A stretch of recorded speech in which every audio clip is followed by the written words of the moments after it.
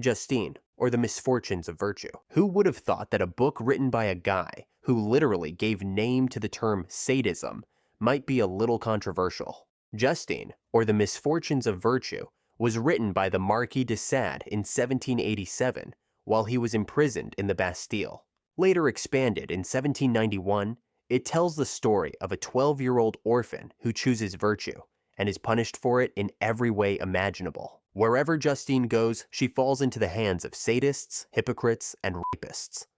She's abused by monks, tortured by aristocrats, humiliated in court, and betrayed by everyone who promises help. Meanwhile, her sister Juliet chooses vice and ends up rich and powerful. Sade flips morality on its head. Virtue leads to misery, vice to success. The book is one long tale of extreme sexual violence and torture. Sade was truly the original edgelord. The book was so inflammatory that Napoleon personally ordered Sade's arrest after its publication. Sade spent the final 13 years of his life incarcerated, and every copy of the book was ordered to be destroyed. They didn't succeed, obviously, so to suppress it, Justine was banned for centuries, censored, and only printed in underground editions. It wasn't fully translated into English until the mid-20th century, and even then, it caused great scandal. Modern scholars like Simone de Beauvoir have argued that Sade's work isn't just pornographic, it's philosophical, and it uses extreme cruelty to explore power, morality, and hypocrisy. Others think it's just one long, eloquent excuse for torture. Either way, Justine remains one of the most notorious books ever written, and only a few can stomach more than a few pages. The Anarchist Cookbook. Some books are so infamous that even the author regrets writing them, and people are afraid to even look it up online.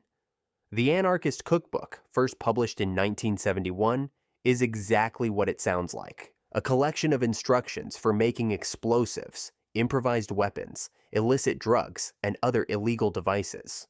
William Powell wrote it as a teenager at the height of the counterculture movement, angry at the US government and the Vietnam War.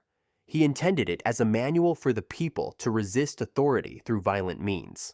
The book was quickly picked up by underground groups, survivalists, and the curious. Over the years, its contents have been linked to several criminal investigations and violent incidents. To this day, some people half-jokingly claim that even searching for it online might land you on a government watch list. It's speculated that many of its recipes are dangerously inaccurate, and that the government has purposely changed them to appear so. But perhaps the most interesting part of the story is Powell himself. Just a few years after publication, he converted to Anglicanism, dedicated his life to education and peace work, and spent the rest of his life trying to get the book out of circulation.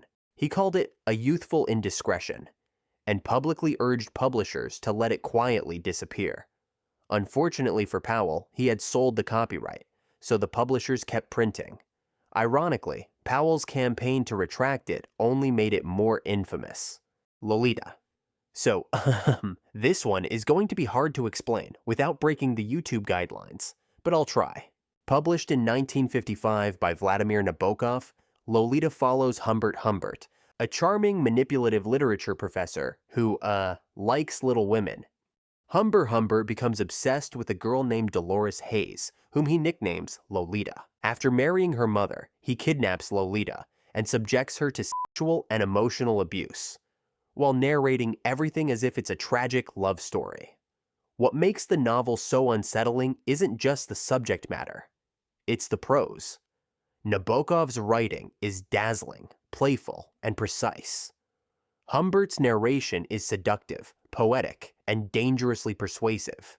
He tries to make the reader see things his way, dressing up monstrous acts in lyrical language. But Nabokov is fully aware of this manipulation.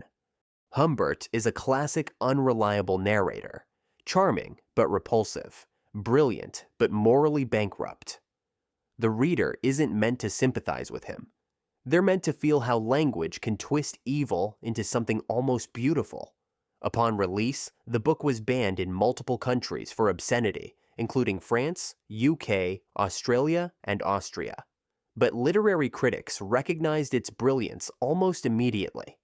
Today, Lolita is widely considered one of the greatest novels ever written, and also one of the most misunderstood. Many casual readers misread Humbert's voice as Nabokov's, but Nabokov never approved of Humbert's actions. He built the entire novel to expose and condemn them, while showcasing just how manipulative storytelling can be. The Satanic Verses. Few novels have caused riots, assassination attempts, and international fatwas. Salman Rushdie's The Satanic Verses did all three. Published in 1988, the novel blends magical realism with real historical and religious themes. One storyline fictionalizes parts of early Islamic history, referencing the so-called Satanic Verses, a disputed episode found in early Islamic sources, where certain verses, allegedly inspired by Satan, were briefly accepted and later rejected by the Prophet Muhammad. Many Muslims saw this portrayal and the way religious figures were reimagined in the novel as deeply blasphemous and offensive. In particular, the novel calls Muhammad Mahund, which was a medieval Christian slur for him, connecting Islam to demon worshipping. And most controversially, Rushdie depicts Muhammad as briefly accepting three pagan goddesses, Elat, Manat, and Al-Uzza, into the new religion for political and economic gain. After returning from the mountain, he recites new revelations including these goddesses. But his followers are shocked as this contradicts strict monotheism. So Muhammad later retracts the verses, claiming Satan deceived him. This depiction is hated, largely because it presents the prophet in a bad light. As someone who makes mistakes, who was playing politics to get his religion off the ground, and who was basically making it all up as he went along. The reaction was explosive. The book was banned in multiple countries, including India and Pakistan, and burned in protests in the UK. In Pakistan, demonstrations turned violent, and 6 people were killed outside of the American Cultural Center. Then, in 1989, Iran's Supreme Leader Ayatollah Khomeini issued a fatwa, calling for Rushdie's death. This transformed a literary controversy into a global political crisis. Rushdie was forced into hiding under 24-hour police protection for years. The violence extended beyond Rushdie himself.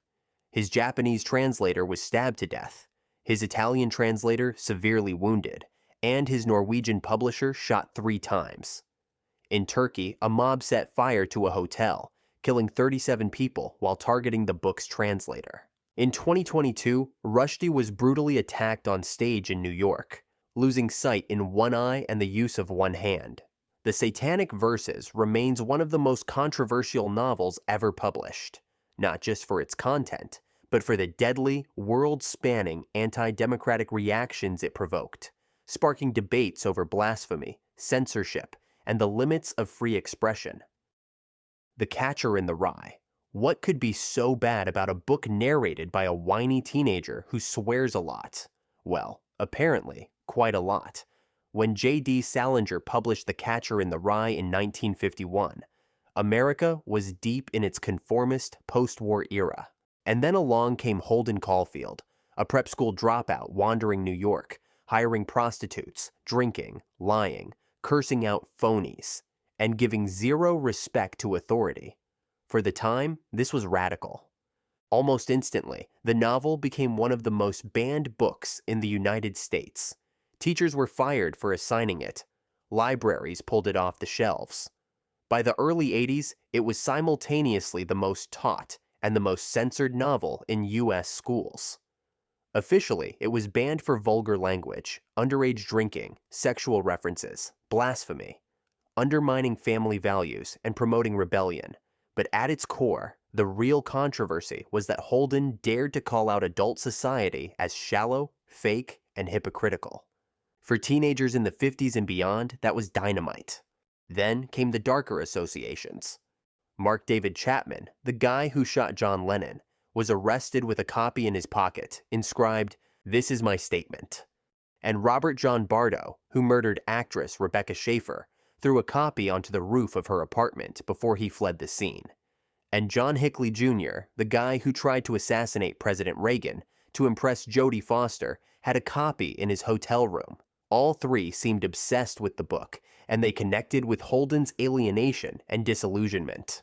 Ironically, today, Catcher in the Rye is required reading in many classrooms. What was once feared as corrupting teenage minds is now used to soothe them. Society as a whole has changed to such an extent that almost nothing seems controversial about the book today.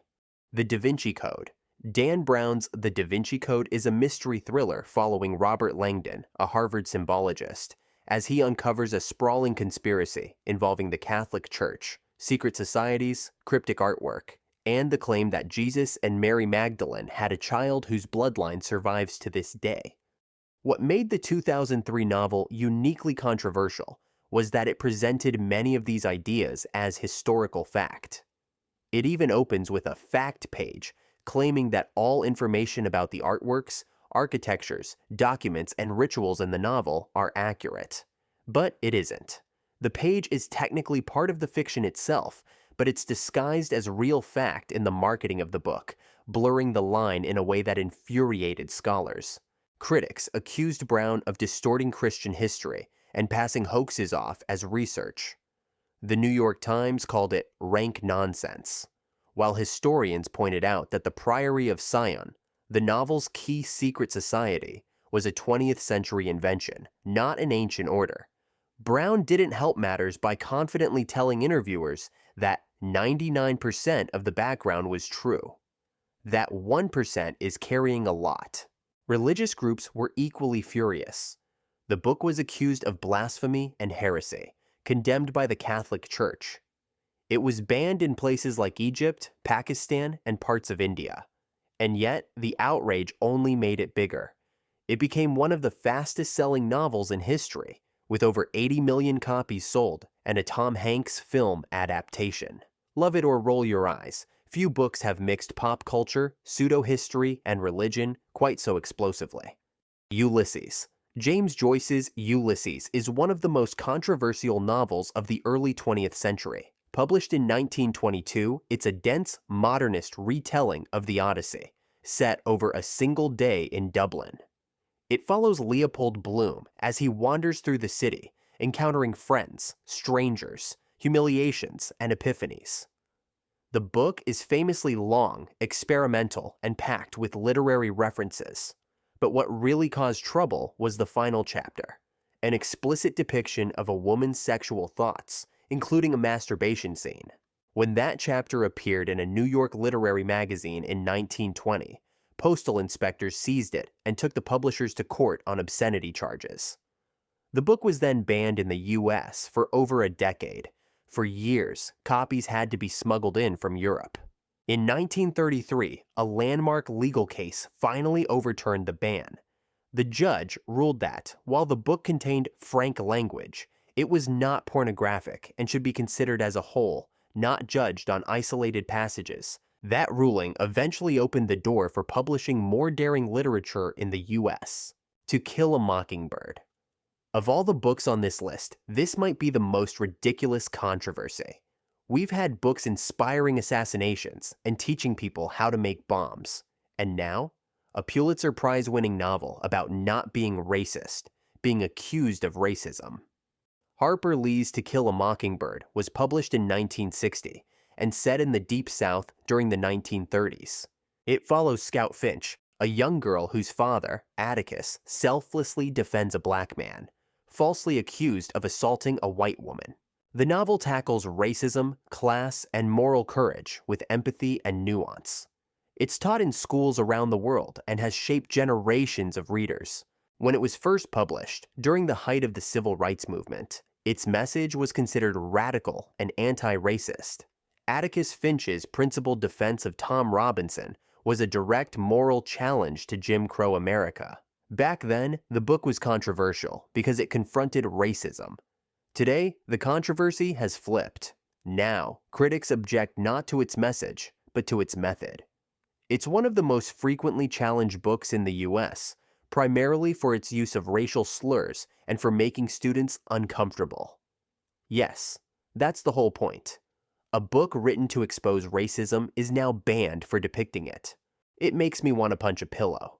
Okay, that was it for now. So while I go and beat up that pillow, let me know in the comments which book you find most controversial and why. Thanks for watching. Cheers.